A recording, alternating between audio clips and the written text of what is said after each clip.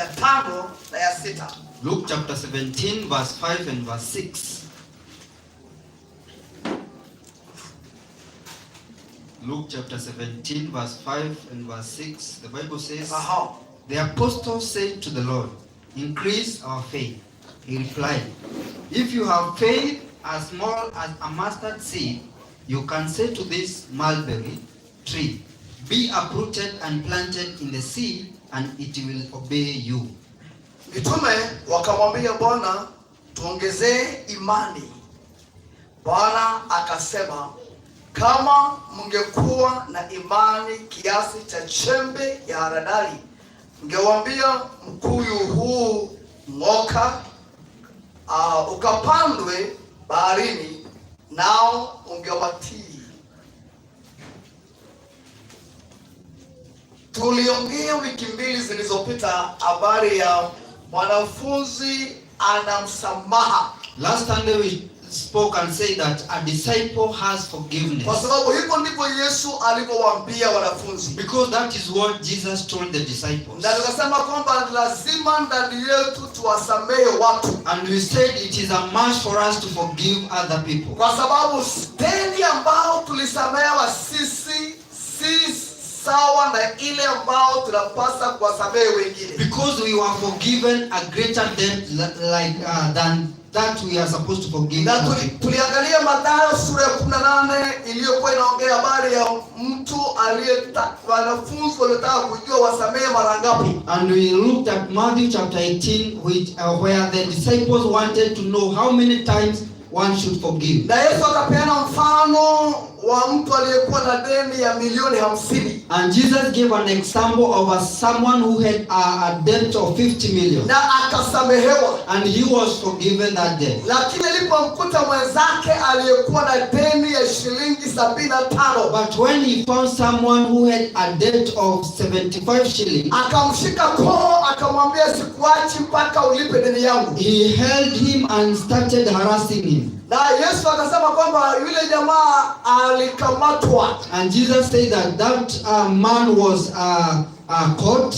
Aliyesamehewa deni kubwa. The one who was forgiven a greater debt. Kwa sababu hakuelewa msamaha. Because he did not understand forgiveness. Na kwa hivyo tumeitwa ili tuwasamehe wengine. And so we have been called so that we can forgive others. Na hii inatokana na kuwa na ufunuo wa msamaha Mungu ametusamehe. And this comes from having a revelation of the forgiveness God gave to us. Maana gharama Yesu alilipa haiwezi kulinganishwa na lolote. Because the price that Jesus paid cannot be equated to anything. Haiwezi linganishwa na makosa ambayo mwanadamu anaweza kukufanyia. It cannot be equated to the wrongs that a human being can do to you. Na kwa hivyo tuna sababu zote za kuwasamehe watu. And so we have all the reasons to forgive others. Kwa sababu deni yangu ilikuwa kubwa sana, singeweza kulipa. Because my debt was bigger and I could not have paid. Lakini nikalipiwa. But it was paid for me. Kwa hivyo lazima kwa vyote vile niwe na moyo wa kusamehe. So I must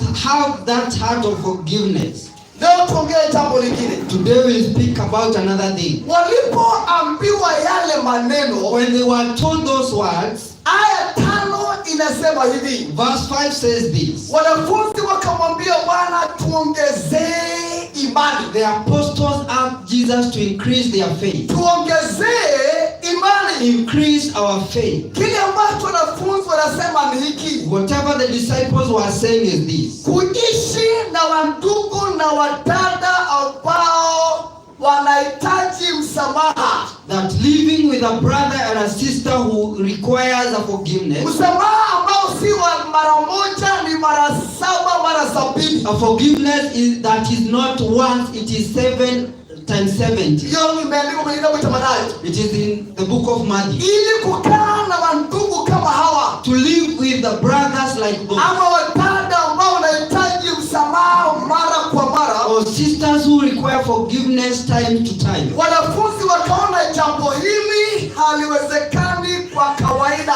The disciples saw that this thing is not possible. Na nilisema Jumapili. Then we said on Sunday. Ya kwamba kusameheana si jambo rahisi. That forgiveness is not easy. Maana asili yetu si ya kusamehe. Because our nature, we are not made to forgive others. Asili yetu ni ya kulipiza kisasi. We have a nature of taking revenge. Na so ikabidi wanafunzi waambie Yesu. And so the disciples told Jesus, kama inahitaji tuwasamehe watu kiasi hicho, if we are supposed to forgive people to that extent, then inahitaji kiwango kingine cha imani. Then it requires another level of faith. Wakamwambia Yesu tuongezee imani. And they asked Jesus to increase their faith. Na jambo lingine leo nataka tuliongee. So another thing I want us to speak about today. Wanafunzi wanatafuta kuongezewa kukua katika imani. The disciples seek to grow in faith. Hawabaki mahali pamoja. They don't remain in a same level. Kwa sababu mambo wanayokabiliana nayo katika maisha inahitaji kiwango kinachokuwa. Because the things they are experiencing in life requires the faith that is growing. So wanamwambia Yesu tuongezee. So they are asking Jesus to increase their faith. Na kwa mwanafunzi yote yule, and to any disciple, kama una jambo la kutamani ni kukua katika imani. If there is anything to desire is growing in your faith. Na tuongee kuhusu kukua, kuongezewa imani. Let's talk about growing in increasing the faith.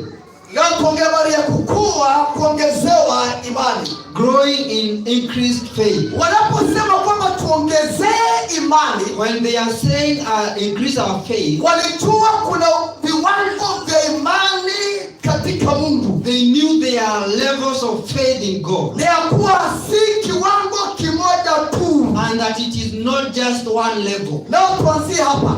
Let us start here. Kila mwamini ana imani. Every believer has faith.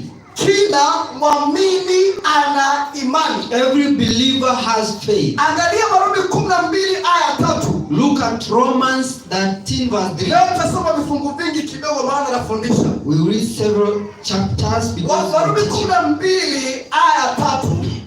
Romans 12 verse 3 inaongea habari ya kiwango cha imani. Speaks about the levels of faith. Warumi 12:3.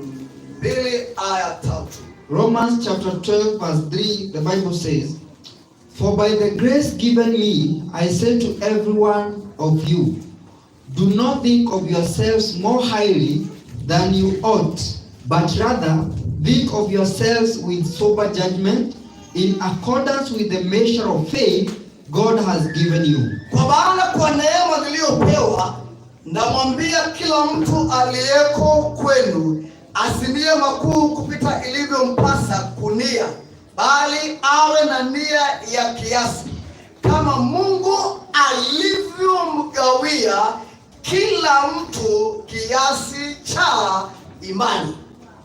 Kama Mungu alivyomgawia kila mtu kiasi cha imani. As God has given everyone a level of faith. Paul anasema kama Mungu alivyomgawia. Paul is saying as God shared. Na anasema kila mtu, everyone, kiasi cha imani. A measure of faith. Na kila Paul anasema ni hiki. Whatever Paul is saying is this. Kila mwamini ana kiasi cha imani. Every believer has a level of faith. Na hii ni Mungu amegawa. And this has been shared by God. Kila mtu, to everyone. Hakuna mtu atakayesema kwamba sina imani. So there is no one who will say I don't have faith. Kwa maana Mungu ametugawia. Because God has given to each and every one of us. Bwana sifiwe. Amen. Tumegawiwa. We have been given. Kila mtu ana kiasi. Everyone has his own measure. Ambacho Mungu amempatia. That God has given to him or to her. Na jina lile ambalo limetumiwa kiasi. So the word that has been used a measure of. Yes, measure, kiasi. A measure. Ni jina la Kigiriki. It is a Greek name. Ambalo laitwa metron. M-E-T-R-O-N. Metron. That's spelled metron. Ambalo linamaanisha kwa Kiingereza a limited portion. Kiasi kidogo. That in English means a limited portion. Yes, kiasi cha imani. A portion of faith. Yani sio imani iliyokamilika. It is not a faith that is complete. Ni sawa na mtu awe na mkate. It is an example of someone having a bread, alafu tuko watu 10 and we are 10 people. Atatugaula mkate mmoja utoshe sisi wote. You will share the one bread to be give to 10 people. Na atagawa kiasi ambacho itahakikisha kila mmoja amepata sehemu yake. And he will share it to make sure that everyone has a piece. Na Mungu naye amegawa mkate wa imani. So God has also shared the bread of faith. Na kila mtu akapewa sehemu yake. And everyone has been given a share. Na ilianzia hapa. And it began here. Waefeso sura ya 2 aya 8 na 9. Ephesians chapter 2 verse 8 and 9. Inasema mmeokolewa kwa neema kwa njia ya imani. It is said that you have been saved through grace by faith. Si kulipompokea Yesu. When you received Jesus, ulimpokea kwa sababu uliamini. You received him because you had faith in him. Yesu alikuja akiwa na neema ya wokovu. Jesus came with the grace of salvation. Kitabu cha Yohana sura ya 1 aya 14. In John chapter 1 verse 14. Inasema akaja akiwa amejaa neema na kweli. It says that he came full of grace and truth. Kwa hivyo alikuwa na neema ya wokovu. So he had the grace of salvation. Na Tito 2:11 and Titus 2:11 inasema neema ya Mungu iwaokoayo wanadamu wote imefunuliwa. Say that the grace of God that save all men, it has been revealed. So Mungu alileta neema kupitia Yesu.